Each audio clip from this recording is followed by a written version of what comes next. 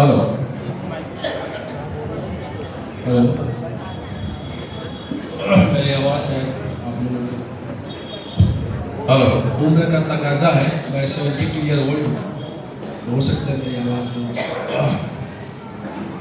देखिए, अभी तक जिन वक्ताओं को मैंने सुना और जो विषय हमें आज के इस सम्मेलन में करने को कहा गया था, जो 5 बिंदुओं में बहुत साफ साफ लिखा हुआ है कि ये फला फला बिंदु पे बात करना है कि आपकी क्या राय है, जो भी है। लेकिन बहुत दुख की बात है कि मुझे वो सौभाग्य नहीं मिला कि हमारे वक्ता और साथी जो है वो इन बिंदुओं पे क्या सोचते हैं। तो समय की भी पाबंदी है, मैं आपको अपना लिखित भाषण सुनाऊंगा तो समय भी उसका बना हुआ है। मैं आपका 5-7 मिनट लूंगा, ना उससे ज़्यादा ना उससे पहले ना टूटूंगा। साथियों, आप सभी का स्वागत अभिनंदन है। साथियों, अधिवेशन में जो विषय रखा गया है वह बहुत व्यापक और महत्वपूर्ण है। मैं राष्ट्रीय गुरु घासीदास सतनाम क्रांति मोर्चा को धन्यवाद दूंगा कि मुझे इस अधिवेशन में मुख्य अतिथि वक्ता के रूप में बोलने का अवसर दिया। हालांकि इस पर संक्षिप्त में बातों को रखना बहुत मुश्किल है, लेकिन मैं कोशिश करूंगा कि मोटे तौर पर ठोस सार्थक बातों को रख सकूं, जिसे निम्न बिंदु में रख रहा हूं। नंबर 1, अधिवेशन आयोजनकर्ता ने विषय को 5 बिंदुओं में बांटा, जिसे सभी पढ़े जाने होंगे। इसे मैं सारांश में कहूंगा कि गुरु घासीदास के सतनाम आंदोलन को साजिशन ब्राह्मणीकरण किया गया है। इस साजिश का पर्दाफाश करने मजबूत अनुशासित नेतृत्व के साथ सभी शोषितों पीड़ितों को साथ लेकर आंदोलन संगठित करना होगा। और इस विषय में बलौदा बाजार कांड पर भी चर्चा रखा गया। इस विषय को मैं कुछ भागों में बांटा हूं। पहला, सतनाम धर्म का इतिहास जातिवादी, जुल्मी, ब्राह्मणवादी, हिंदू धर्म के विपरीत सिद्धांत, जातिवादी विरोधी सिद्धांत है। इसे आप स्वतंत्र रूप से अभी तक विधिक मान्यता क्यों नहीं है, इस पर रोड़ा क्या और कैसे है। दूसरा, इसके लिए किस तरह से जन आंदोलन संगठित किया जाए, इसके मानक आदर्श बिंदु क्या हो। सतनाम धर्म की मान्यता का संबंध क्या सिर्फ सतनामी कहे जाने वालों से है या नहीं, क्या एकला चलो संघर्ष चलेगा या साझा संघर्ष। तीसरा, सतनाम धर्म के मान्यता क्या एक एकांगी सवाल है और बाकी समाज नीतिक राजनीतिक गतिविधियों का इस पे कोई संबंध है या नहीं।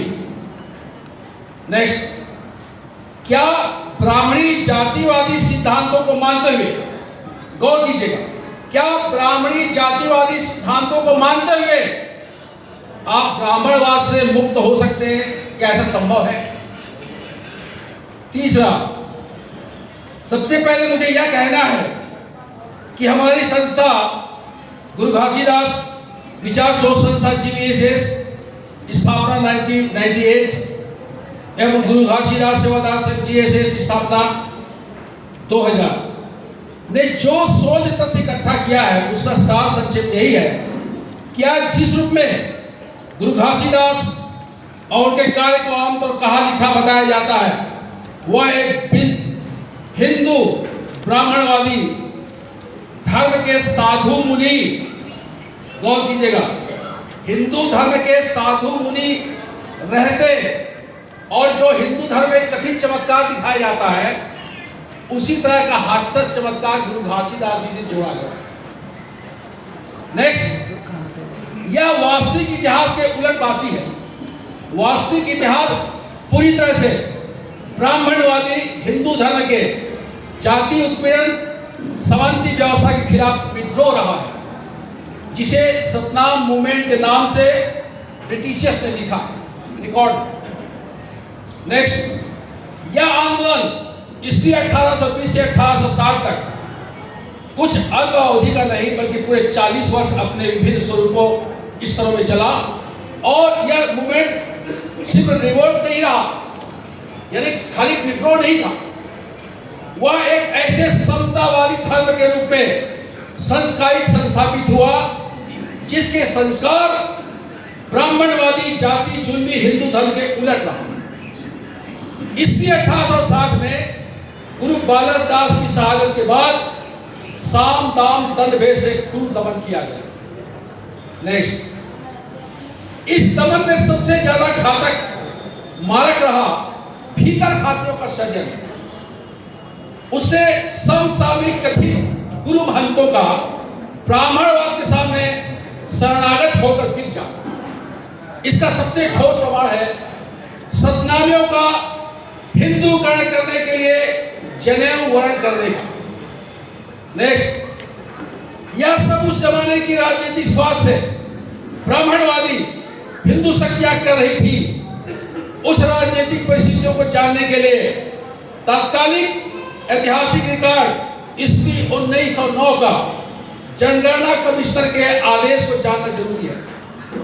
जब सर आगा खां के नेतृत्व में सरकार को जनगणना में धार्मिक पहचान के विरोधाभासी विसंगतियों पर सवाल उठाया था और सरकार ने इस पर संज्ञान लेकर कुछ विशिष्ट हिंदू जनगणना करने पर जारी किया था। ये ऐतिहासिक रिकॉर्ड है, कोई भी पढ़ सकता है। नेक्स्ट, इसी के बाद हिंदूकरण करने की प्रक्रिया शुरू हुई और सतनामियों को विशिष्ट षड्यंत्र से जनेऊ वर्ण, मंदिर प्रवेश, हिंदू कहानी लिखाने आदि का घटनाक्रम हुआ। नेक्स्ट, लेकिन इसके उलट सिख धर्मियों ने अपनी सिख धर्म की स्वतंत्र पहचान के लिए गुरुद्वारा सुधार आंदोलन हुआ और ईस्वी 1920-25 में गुरुद्वारा प्रबंधक कानून अस्तित्व में आया। ये रिकॉर्ड है। धार्मिक संपत्ति धर्मस्थल का महंतों के हाथों में नहीं, सिखों के हाथों में गया इस कानून में। नेक्स्ट, सतनाम दमनकारी कभी भी गुरु घासीदास और सतनाम का शोधपूर्ण इतिहास खोजने के लिए प्रशासनिक शैक्षिक प्रयास नहीं किया, बल्कि खास उद्देश्य से हुए मिथ की बातों को परोसते रहे और अब भी परोस रहे हैं। नेक्स्ट, आम सतनामियों के न्याय के लिए लड़ने के खर्रापन को नष्ट करने के लिए चपर्रा बनाया गया। जाप करते रहो जय सतनाम जैसे।